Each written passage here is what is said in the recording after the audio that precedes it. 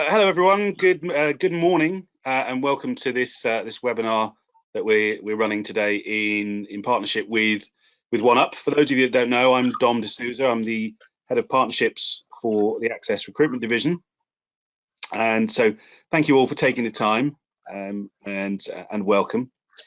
I'm going to hand over very swiftly to Derry Holt, who's the CEO and co-founder of OneUp Sales, one of our partners, and he's going to talk you through how using their technology can help you maintain motivation and keep engagement high whilst managing your targets and achieving the goals you and your teams need to achieve. So without further ado, I'm handing over to Derry. Thank you very much, Dom. Morning, everybody. I know you can't say good morning back, but I'll assume that's reciprocated. As a quick story introduction to ourselves, we are a sales motivation and management platform to the recruitment industry. I've got a few objectives I want to get through today, which I'll help you guys get through. More so, not even just so much about using the platform itself, but also around looking into how you can work in this new remote environment that we all find ourselves in. I'm aware it's quite an uncertain time for a lot of people, and I think there's some cool things we can share with you based on what we've learned from our client base so far. One real quick thing, Michelle, I don't think I have control to go on to the next slide just yet. So you may need to provide me with that to be able to click into the next one. There we go. Perfect. So as a quick thing worth mentioning, kind of what's my background. I'm aware anyone can jump onto a webinar and pretend they know everything and try and tell you a story. In our case, or in my case at least, I used to be in the video games industry as a games developer. In the top right corner is the title I used to work on, a game called Angry Birds Go. That was about 6 or 7 years ago. I'm sure many of you will recognize the name Angry Birds. It was that game that existed before Fortnite came along and completely drained all of your wallets. On behalf of the whole industry, I'm very sorry about that. Also worth noting, you can grab me on LinkedIn. My link is in the bottom right corner. Anything that you see today, any resources that you want, whether they be blogs, whether they be studies that we've read, just drop me a message on there. I'm more than happy to share those with you afterwards as well. And as I mentioned, we have been working with over 100 recruitment consultants over the last 4 years or so, all around the world in a number of different areas for a number of different reasons. And over that time, we speak to a lot of them, as you could probably expect in our day-to-day, as well as the ones that we have on board. We do talk to them every few months around what's the state of the industry right now, what problems are you facing, things like that. And I want to make sure that I can share a bunch of those learnings with you today. So the first one primarily is around what I want you guys to get out of this. So I think every good webinar, you should be able to walk away with something of use to you, whether it's using a product or whether it's just having some more general knowledge. There are 3 things that I want you to be able to leave with today. And I'll check to make sure the slide pops along. I may need you to do the next slide for me, maybe Michelle, if it's not moving.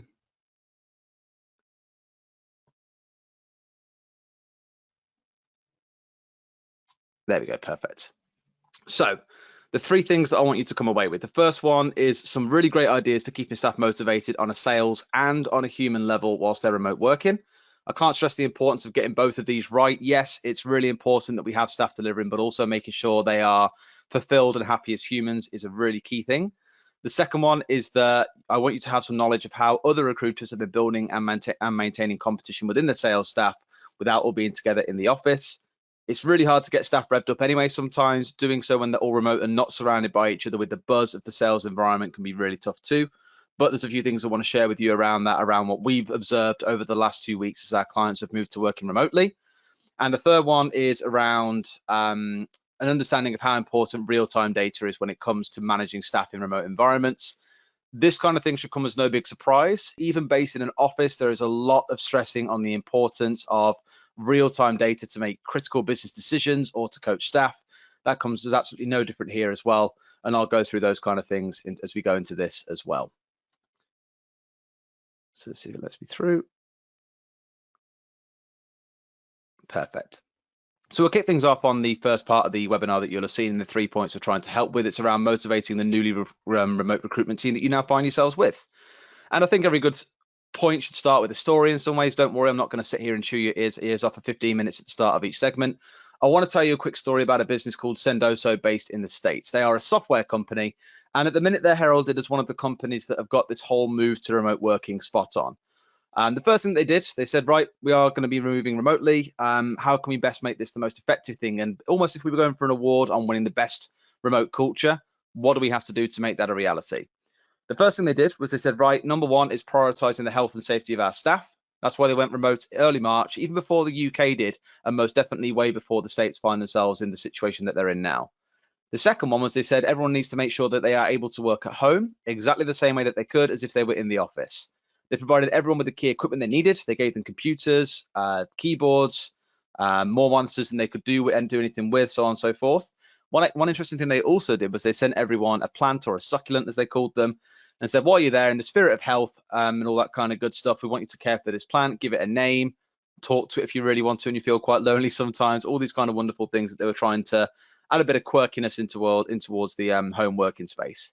And what they're doing every single week is sending their staff a gift package with gift cards in there for things like Amazon. They'll have Uber Eats credit vouchers in there, some swag for the company. A lot of people right now are very much so enjoying being sat in joggers. I know that I am. So some company branded ones of them definitely isn't a bad shout.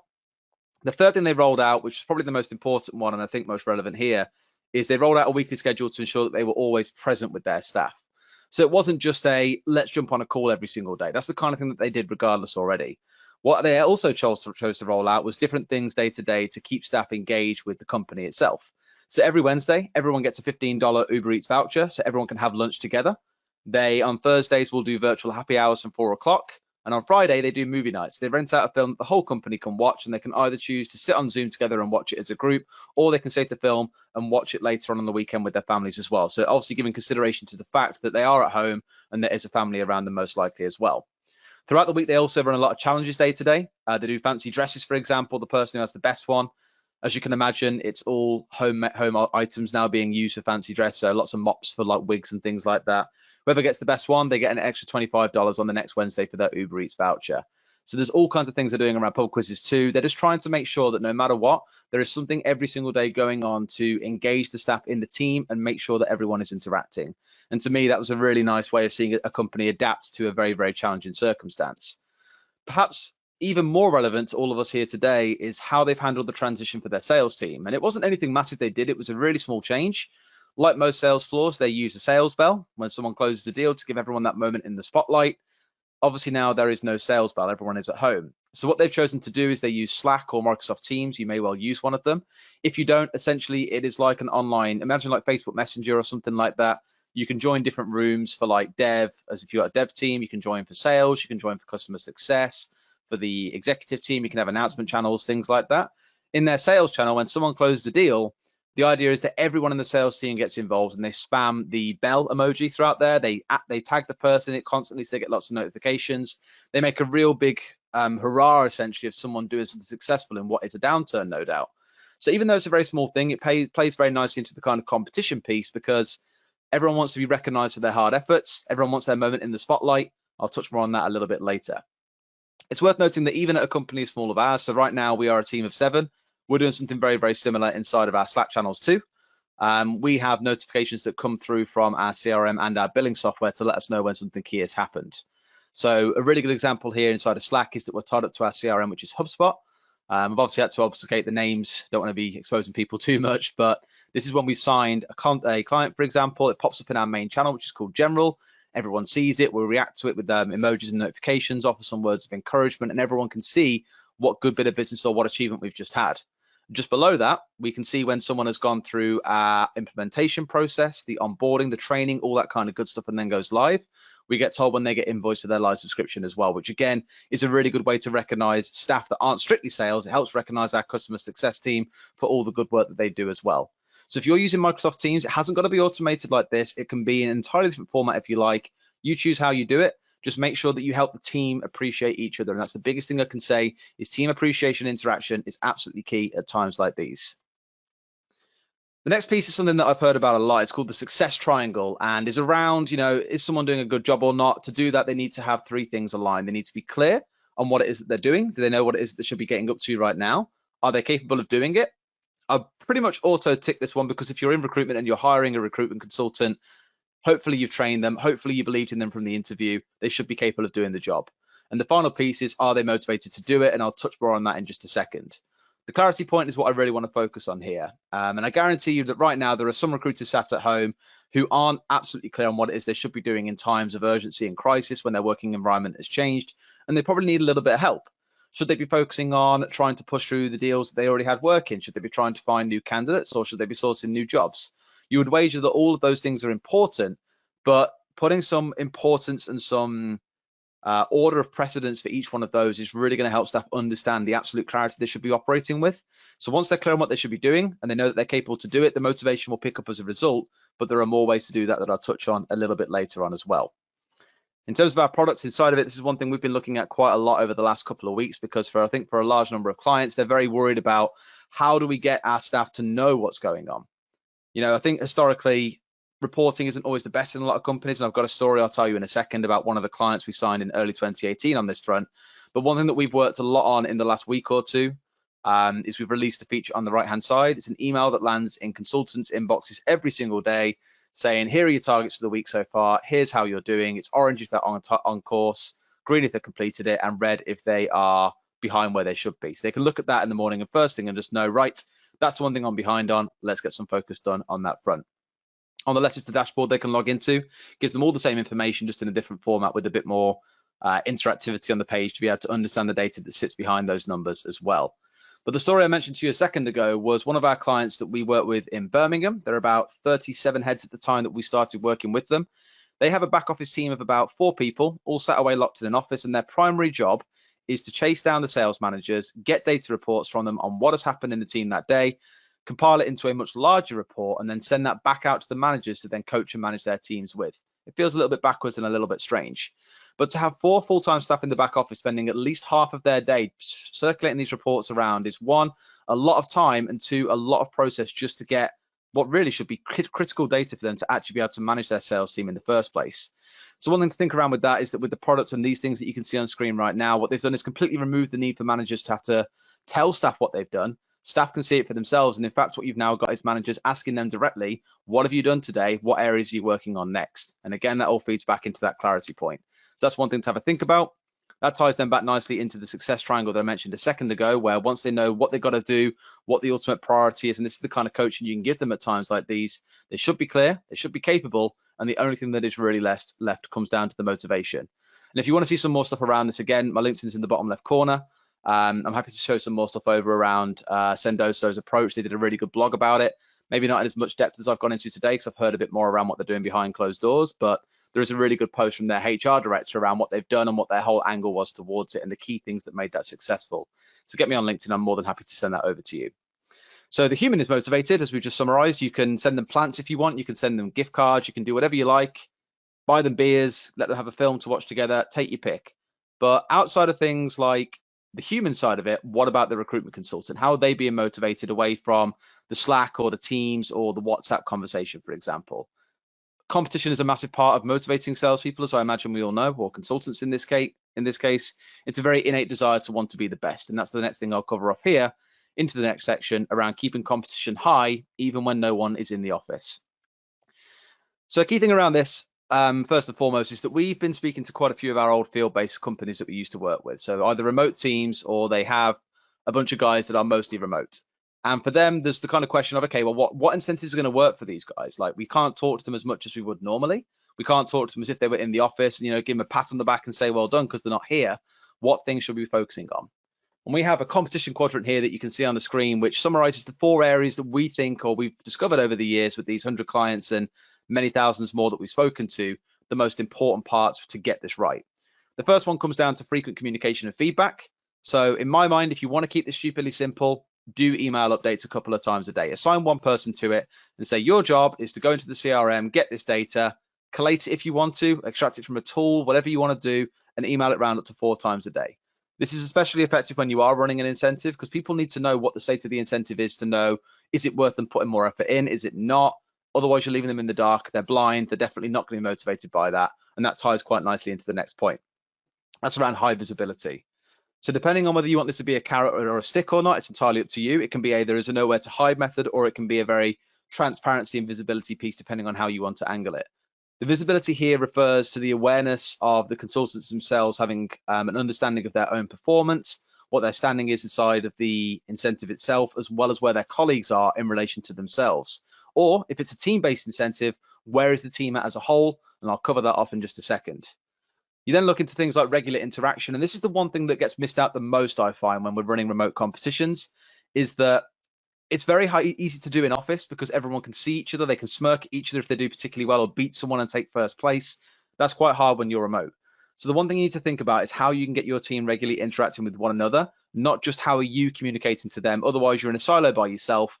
And for all you particularly care about, the other 20 people in that competition are nameless faces because you're the only person that's being told about realistically. Slack and Teams is a really good idea, like I mentioned earlier on. It's a good way to do a big reveal of the current standings. You can post it inside a channel and then the team can banter and back and forth a little bit. They can chat about it. We sometimes get people pop up and say, oh, how has this guy beat me? I'm like, well, you can see your points breakdown here. You can see where these numbers have come from. And they're like, oh, yeah, bugger, I need to go and do himself a placement then, I guess. I'm like, you absolutely do. And it's the fact that people want this ability to interact with other people's numbers, to be able to have a bit of a laugh with them as well, which really builds that kind of cohesiveness and that drive, in a sense, in the side of competition. So make sure you're thinking about how you can have staff interacting with each other as well. The final and fourth piece is around gamification and fun. And I think it's fair to say this is probably where we know the most because it's what we've been doing primarily for 4 years. And then even as co-founders for a little bit longer. If you aren't aware of what gamification is, it's a bit of a buzzword from 10 years ago. So I'm somewhat loathsome to it. But gamification means the application of key elements in video games. So it could be achievements, it could be points, leaderboards, badges, that kind of good stuff. And applying that into a non-gaming context. A really good example is the Fitbit that many people like to wear when they go for a run, for example. You can track how many steps you've done in a day, and you have a weekly leaderboard going on with friends to say who has done the most steps this week. So that's a good example of it, or a very basic example. It's used across training, across HR, across recruitment, even in some cases. Well worth looking into a bit more if you're curious on that. The one bit of advice I'll give, and the absolute thing to remember if you're designing competitions, is to keep them varied. And it's kind of counterintuitive with the advice of keep it simple. Keeping things varied and keeping it simple can sometimes be seen as contradictory.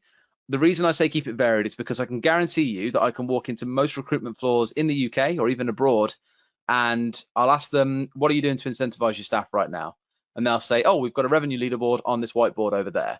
Every single time without fail. Now, incentivizing or motivating based on revenue isn't strictly a bad thing. The one thing you have to be very, very aware of is you are probably going to see the same 2 or 3 people at the top every single time. Now, if you're middle tier performers, of which probably 70% of your workforce make up, see that the top 10% are always going to be at the top of that leaderboard. Where's the massive motivation driver for them? It's very easy for them to see they're going to fall off, that things aren't going to go the way that they want. So they stop getting invested in it. They lose this interest in nothing else. It can be quite demotivating, actually. You then have your air quotes laggards at the very bottom. There's a really good study from the Harvard Business Review back in 2014 around the composition of a sales team. The bottom 10 to 20% who make up your laggards, air quotes, are the ones who probably won't engage with it from the very, very start. And for them, a team-based competition is probably where it comes in even more on that front. And I'll cover off what that looks like in just a second as well.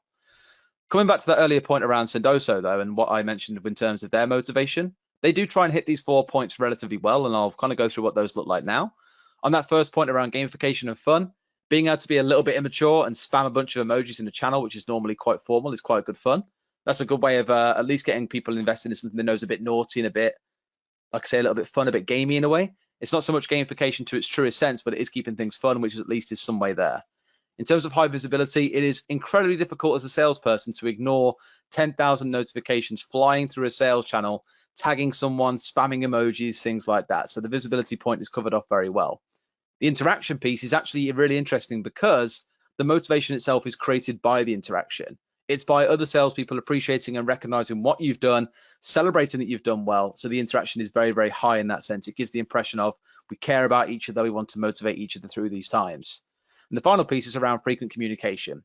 This is the weakest point for me, I think, in their little kind of motivation model because there's only really one touch point in all of this. You maybe look to expand this out and include on more milestones along the way rather than just the end result of a deal is closed. So it could be like we often have in a lot of consultants and a lot of agencies, when an offer is extended, when an interview gets booked, you can celebrate those things as well. So just think about how you can expand that out when it comes to communication and see what more you can do with it. That's probably what I'd look to do if I was Sendoso, but you haven't got to get every single aspect of this quadrant absolutely perfect. Even getting just 2 or 3 of the bits right will give you a lot of leeway when it comes to seeing the results with your team. The next point I want to touch on is around the importance I waved earlier on of team-based competitions. So there's a really interesting study, again, really happy to link that to people if they want to get me on LinkedIn. There is a really interesting study into the 3 types of competitions that you can run within a sales team. where you can run an individual one, where it's every man for himself or every woman for themselves and performance is visible. There is team-based, where individual performance or contribution towards the team effort isn't visible. Or you can have the third type, which is where the team effort is seen and individual contribution is visible. As you might expect, that final one is the most motivational of the three for a couple of reasons. One, the laggards in the team that I mentioned earlier on, the ones that are the bottom 20% of your performers, the supposed biggest motivator for them, again, in another Harvard Business Review study, suggests that social pressure is the best motivator for them alongside quarterly targets. So if they know that in their team, they're letting the side down, that this goal isn't going to be hit because they aren't pulling their weight, there's going to be a big bit of motivator for them to say, I don't want to be that guy who's, letting the team down, not so much on a sales level, but on a personal level. These people you want to be friends with, you're letting them down. No one wants to be that person. So that's one side of it. The second is that you can see how your individual efforts contribute towards the greater picture. It's not just about you anymore. It's about the team and the overall achievement that you're getting. Think of it as hitting towards one of the big 5 main motivators. There's a really good study done by a guy called Dan Pink, who in his book looked at the 5 main motivators in human psychology. One of them was purpose, and it's about seeing what your higher calling is beyond just yourself. This is a really good way to start pulling everyone towards the direction of the business and the team rather than just their own commission lines, for example. So have a think about that. And even here on the screen, like you can see, this is one of the things that we used to show on TVs, or still do, but not many people have got TVs active in their offices right now, as you can imagine. This is a mission that you can run inside our platform where you have an overall team objective. You set targets along the way with multiple tiered incentives, and away you go from there. What's probably really worth mentioning as a second point, I'm aware there's a lot of psychology being dropped on this slide. The second and third prizes that you can see locked off towards the right-hand side over here. This is because there's a lot of study going into talking around when a salesperson is approaching their target and they know they're going to hit it comfortably, they are more likely to slow down and bring the pace down to more of a kind of a walking pace rather than trying to really smash through that goal entirely. If you're setting them stretch goals, which is kind of what we do by proxy in recruitment anyway, by saying, look, it's uncapped commission. We don't stop you when you hit 100%. Why would we? There's still some incentive to keep on going. That's why a lot of sales teams will use accelerators. So when you go over 100% of your target, you may get a higher percentage rate. That's all to the same sort of effect. It's just trying to drive additional performance beyond what is expected. It's absolutely no different in competitions like these. We've sometimes seen clients do things like, right, if we win this mission, we're all off to Vegas. This is an example one on here. As you can probably tell, Jon Snow does not work for this company. It'd be lovely if he did. This is all for them to get to Vegas, and what you might have as a second and third extension prize is they'll pay for your drinks while you're out there. The third one might be they'll pay for a once in a lifetime experience of doing something crazily expensive while you're out there. So although you still get the base prize and still get to enjoy that, there are extra add-ons that you can get as a result of that if you want to really try and push towards that as a goal. And a lot of this can come down to just working as a cohesive unit, like I say, rather than being against each other. Now, the other side of that is the individual competitions where everyone is against each other in what we call a league-based format. This is the oldest part of our platform. It was the very first thing we built and took to market. And it was kind of in those early days that we realized that more than anything else, recruiters aren't, although they really want to motivate the kind of sales environment that they want to see, the high energy one where everyone's having a laugh and really driven to do more, what we realized more than anything else is that directors are actually quite scared in some ways. I'm not saying you're all terrified, you're not all shaking in your boots. A lot of it came down to the fact that they were scared that what would happen if one of their team members became demotivated and performance dropped off a cliff. They were scared of how could they retain their best staff if all they had to offer them was money and nothing else. And most importantly, they were really scared of how they didn't know what they should do if they couldn't react fast enough, which is where the whole reporting piece comes in that I'll talk about next. Those are the three biggest fears or pain points that we identified, and Leagues was it kind of came before it, but worked really nicely to fit into that first pain I mentioned around what if performance does drop off and people stop caring in that sense. Leagues inside our platform, and you can do these outside of it as well. It doesn't require a platform strictly, although we do automate it for you. This is where we say, let's take it away from just revenue, like I mentioned earlier on, so it motivates more than just your top 10%. Give these key activities a points value. So it could be 3 points for a CV, 5 points for an interview, 10 points for a placement, things like that, and then let everyone go loose. And for those that maybe aren't billing as much money as someone else or aren't doing as many placements, but are really putting the effort in, and you can see, okay, they're doing a lot of they're getting a lot of contacts in, they're sending a lot of CVs, but it's just not quite working on the interviews front. You can still say to them, we still appreciate the effort that's going into this. And this is when you can then roll it into the data and start using that on a coaching basis. And I'll touch more on that in just a second. For all of our smaller clients, what they tend to do is use this for giving 1 point per key activity. So it could be, for example, on the basis of We'll give you a point for every contact that you add. We'll give you a point for every manager that you add to the system. 1 point for every candidate. We'll give you a point for a CV, a point for a note that you log. Basically, just to try and get people used to using the CRM to make sure points are being fed across to the system. And it's a really good way of helping set the expectations. If you say you need to do 300 points in 1 week, that's 60 touch points a day. Brilliant.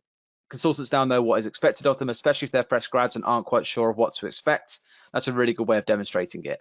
For larger clients, they've been using this to try and make sure that whilst they've now had to move from being in an office to working remotely, they can still be motivated by this change in scenery, in working environment, in probably in order of importance of tasks, for example, because yes, they're moving from home, yes, there's family around, yes, they're more likely to get distracted, but they know what the expectations are of them. They can see that if they still want to be able to win these prizes, the kind of thing they would get in the office, they've still got to be doing the numbers. So it's a really good way of driving that. And probably even more importantly, if you don't want it to be a only first and second place gets it, but what you want to do is award those across the board who can do quite a lot. One thing you could do with the prize is say, you know what, it's not about who has the most points, it's for everyone who gets over 100 points unlocks this prize. And that could be, like I mentioned earlier on with Sendoso, it could come down to Uber Eats vouchers, it could come down to an Amazon voucher. Take your pick on that front, get creative, and remember, most importantly of all, keep it varied. Don't do the same thing every single time, or it's just going to wear off over time and become very samey. Into the third and final section, then this one's a little bit shorter than the others, so don't worry, there's lots of time to ask questions still. This is around the reporting element, which, as I said earlier on, many of you would probably have been familiar with from previous experiences. And there's a very common cycle, which I think we've all seen in business before. It's not just related to sales performance, but to business improvement as well. You tend to analyze the data, understand what's going on through data with the insights that provides. From that data, you draw conclusions. You identify what the issues are. You can identify where there is opportunity for improvement. And from that, you then know what action you need to take or what remedial action you've got to take to be able to correct or improve certain things to hopefully drive better data and more performance in the long term. A very basic business process, I suppose, that many of us will do in the day-to-day regardless. The issue comes in when on the left-hand side, as you can see here, that the ability to analyze becomes quite slow. If it's taken you 2 or 3 days after a day's worth of performance has happened to be able to analyze and understand what has happened, break it down, and then take that back to the team and go, right, last week, actually, we identified this as a problem. Should we talk about it? They'll probably say it's been 4 or 5 days since then. I've been busy doing 60 to 70 different things every day since then. Like, you'll probably have to re-jog my memory a little bit. There's a real big piece in gamification around, and even though it's gamification, it's not reporting, it's still quite important. In gamification, there is a very big thing around when something happens, rewarding as close to the action taking place as you can. So someone closes a placement, the sooner you can celebrate it, the better, because they know then that they do that action, they feel good immediately afterwards. It feeds into the dopamine chemical inside of our brains. It keeps us wanting more. It's the same way we get addicted to like sweets, for example, is you put something sweet in your mouth, it tastes amazing. Wow, that's really good. You keep on doing it, and before you know it, you've gone through about 10 bags of minstrels, for example. Just a very small, simple, basic example, but it happens exactly the same in motivation for performance as well. So consider that too. When analysis becomes the bottleneck, that's when the whole process slows down. That's when you're going to struggle to adapt. And in the world today, when we need to adapt faster than ever, this is when it becomes super, super crucial. The 3 things that are really important in my mind for this and why it's important to get these things right is 1, you can't act on what you can't see, and neither can your team. Earlier on, we spoke a little bit around autonomy and how for staff, they should be able to, for the most part, self-manage with a bit of coaching and guidance. You need to be able to enable them to be autonomous by having the right data and the right information. If they haven't got access to that and can't tell what they should be doing, how they're doing against expectation, how are they meant to be able to be autonomous and self-lead themselves? The second one is that if you don't know, how do your staff? I kind of summarized that just a second ago. No one likes to go into things blind. Everyone needs some visibility on the current state of play. The third thing is, and this is actually an opportunity I think that we should all find in this remote working situation. So on top of my point earlier around keeping motivation varied as one of the key things to take away from this whole webinar, if nothing else, this next one is that this is one of the best times you will ever have to coach your team. Whether it's you, whether it's your billing managers, whether it's anyone else inside the business, this is the genuine best opportunity you'll have to coach someone. Why? You're not inside an office, for one, so it's a little bit easier than having to pull someone away out of flow or out of being in the middle of their working day. Second, they're in a spot where, they're sat there all day long. They're not traveling around to see clients all day long. They're in a spot where they're at home. Yes, they're working, but if you can say to them, hey, can I just pull you aside for half an hour into a call? I really want to go through some of this data I've seen and just kind of get your thoughts on it. You have their undivided attention. They're not being pulled aside by everything else in the office. There isn't other things arriving around in that. And most importantly, you as leaders probably aren't being pulled into doing The normal meetings that you would do, you aren't having to kind of go between those all day long. You aren't having to grab lunch with someone down the road from a competitor or a client, for example. Yes, it's important to keep those relationships alive, but this is the best time you'll have to ever sit down and look remotely at what your team is doing and coach them based on that information. Analyze the data, draw a conclusion, improve, repeat, and definitely try and think about how you can implement this more into your business. One really good example we've got here, this slide has now come up empty, which is wonderful. There we go, loaded in the end. This is a little thing we've got inside our platform around this kind of front in terms of the real-time management or realization of what's going on inside a team. So this is a new view that we released recently called the Matrix. Inside here, you've got your staff down the left, all your metrics across the top, and you can see who has done what inside the team. Against targets, of course, is probably the most important point to raise. And I think with a lot of this, it's been the most important part of the platform for us, even inside of the office. For managers, just to have this level of visibility is absolutely key. We assumed that moving into a remote working environment and without TVs in the office would see quite a lot of drop off in terms of usage, but actually the usage on the Matrix has gone up by quite a bit because it's now the main method for seeing what is going on inside a team. Some managers have even turned around to us and said, can we give our consultants access to this? We want them to be able to see what's going on. We want them to be able to report for themselves. Makes total sense. I remember when I mentioned back at the very start around, well, not at the start, about halfway through, about recruiters being quite scared at times. They're scared again that they don't know what's going on and who's doing what inside the team. A really good example here is on a very, very fortunate client of ours, actually an Access client. They're a medtech recruiter, sorry, medical recruiter, not medtech. They're a medical recruiter having a wonderful time. And they turned around and said to us, look, we really can't work without this Matrix. There's a massive reliance on you guys to not let us down. And we're saying, yeah, we've got you every step of the way. If you need anything, just give me a shout. So for a lot of people, it's surprising to me that even when they've got 70, 80 members of staff, the accessibility of this data is really lacking for so many businesses, and absolutely it needs to be a priority of yours for your billing managers, for the consultants themselves, and for you to make sure everyone knows what's going on. They need that data and they need it to manage remotely successfully. Also, like I said earlier on, it's all about using it to coach as well. If you're looking at this and saying, right, this person's doing great in the front end of the funnel, they're adding contacts and candidates, they're getting CVs out the door, but interviews take a massive drop off in ratio compared to the rest of the company. That's a case to say there's some training to do there, there's some coaching to do there. Let's sit and look into that together to see what we can do. So although this all kind of circles all back in on itself, we're saying essentially here that, just because this is around reporting, it doesn't mean it doesn't feed back into coaching or motivation.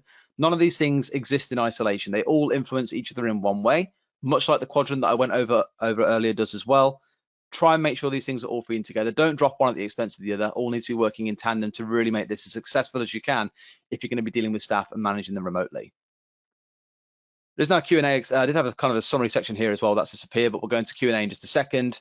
Just to summarize back what I said at the start around, are you leaving with these three key things? One is some ideas for keeping staff motivated on a sales and a human level. On the sales level, I hope you've seen some ideas here around competitions that you can use to keep them motivated, around the clarity you want to give to them to make sure they know what they're doing. That's that element. The human level is around what can you do week to week with your staff around, is it quizzes? Is it virtual happy hours together? Is it watching films? Take your pick. The second side of it is around knowledge of how other recruiters have been building and maintaining competition without being in the office. I've told you what a few have been doing there around trying to use these points-based competitions to make sure base level activity is high enough, as well as making sure staff are remembering that even out of the office, we're still having to do these things. And the third and final piece is an understanding of the importance of as close to real-time reporting as possible. Whether it's for coaching, whether it's for your own peace of mind, it absolutely needs to be a focus in these times. And I have zero doubt that Access themselves have got some really good BI tools in there. I've seen one yesterday, their business reporting dashboard. Have a think about those and how they can help you in a time like this as well, because being remote, being able to manage your team remotely as close to real time as possible, I'll stress it all day long, is of absolute criticality. Make sure you get onto it and make sure you have a conversation about it if you need to. Any other questions for me, you can grab me on LinkedIn, or I'm happy to take a few now as well. Over to you, Dom. Derry, thank you very much. That's brilliant. Really appreciate that. In my mind, I'm hearing rapturous applause. I'm sure that's being repeated across the audience right now. We've got some questions, and if there are any more, please keep them coming in.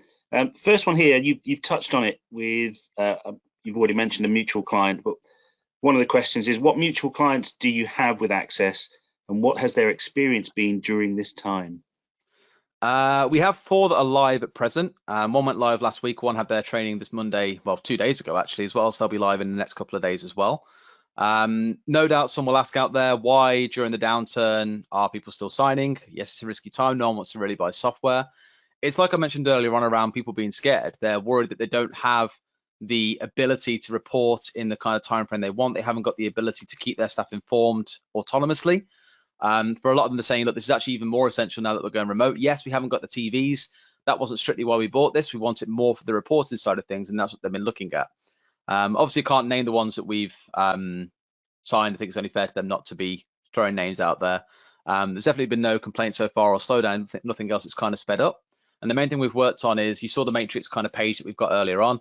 A lot of that has been building the views for them to make it quick for them to use. So essentially, you can bookmark a link to a pre-built view with any number of metrics or any number of users on there. So for billing managers or for directors, you can build out views that you want to see to be able to understand what happened yesterday in my locum resourcing team, for example. They can click one button and they're straight onto that view, and they can see what's going on and be immediately into looking at the data and going, right, what actions have we got to take? So a lot of it is around speed. A lot of it's around just making sure they're capable of still managing even when they aren't together in person. So the immediacy of information and therefore response. Absolutely. Brilliant, thank you. Next one we've got here is, what has your client base done to keep spirits high from an HR perspective?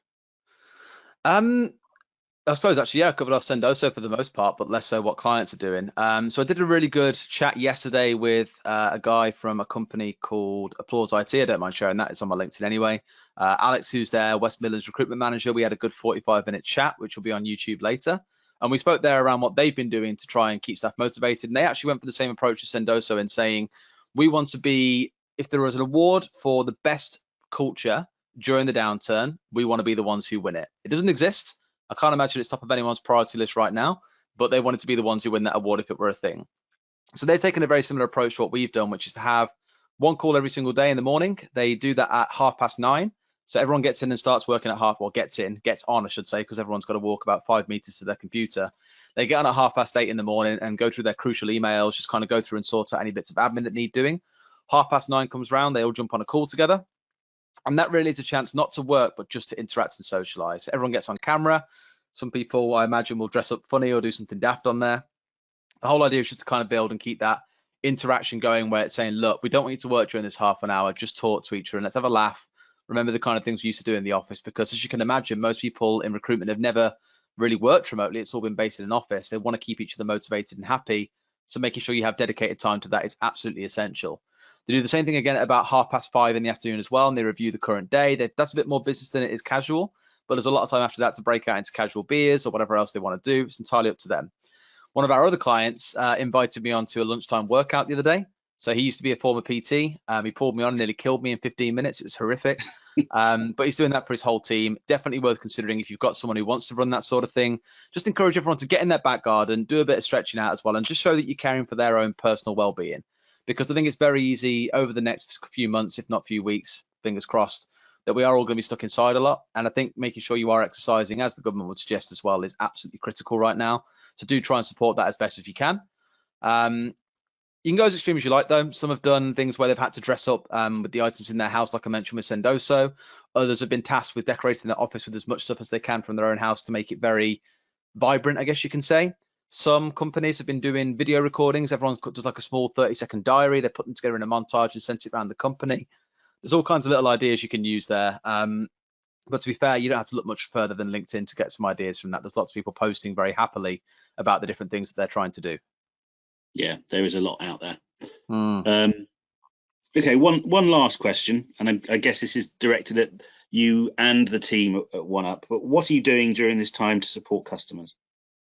There's a few things about it, really. So a few customers naturally have reached out and said, we're having to ask everyone, is there anything you can do for us in terms of our terms? So those that are on annual payments in some cases have moved down to monthly. Some have turned around and said we need to remove some of our users. We tend to sign when we sign people onto a minimum user contract. Many of them have gone above that contract as they've grown in the last year, and we've said, look, you can remove those users and we aren't going to try and charge you for the whole year. So feel free to have that flexibility. We released a new feature that I showed off earlier on, which is the daily digest emails that only came out last week, but already is going out to about 1,000 consultants a day. We do a lot of webinars like this one, but we do a lot of internal ones too, to show best practice with the product, to share learnings on how customers elsewhere have been using the product to help manage their teams as well, especially around the matrix page, because that's where a lot of work is being done. And most importantly, a lot of it is around keeping hold of our core team internally. So we are leveraging the government scheme of furloughing. I'm not afraid to say it, and I said this yesterday as well, that I don't think it should be something we all frown upon. It shouldn't be seen as failure. It should be seen as business protection. So we furloughed a couple of members of our team, but we've kept on the ones that we know are very involved in customer-facing roles. So Emma, our customer success manager, I'm pretty sure she's on this call somewhere. She's absolutely phenomenal. Like, all of our customers can speak to her, and she's more than happy to give them a bit of training, give them some advice, share best practice, go through and make sure that things are set up correctly for them, things like that. All we're trying to do is be as responsive as we can and make sure we're at the forefront of providing all we can to help with this move into remote working. Otherwise, we're letting ourselves down, and more importantly, letting the customers down as well, and that isn't fair on anyone. Lovely. Just checking, I don't think we've got any more questions. In lieu of that, if anyone watches this and it's on a recording, or it's been circulated post broadcast, then feel free to get in touch with either myself or the Access team, or with Derry. Thank you for listening. My colleague Michelle has just put everything up on the screen for you. So please get in touch, ask us any questions you have, or if you have any queries at all. We are here to help and to answer. So for now, thank you all for your time, for your attendance, and take care.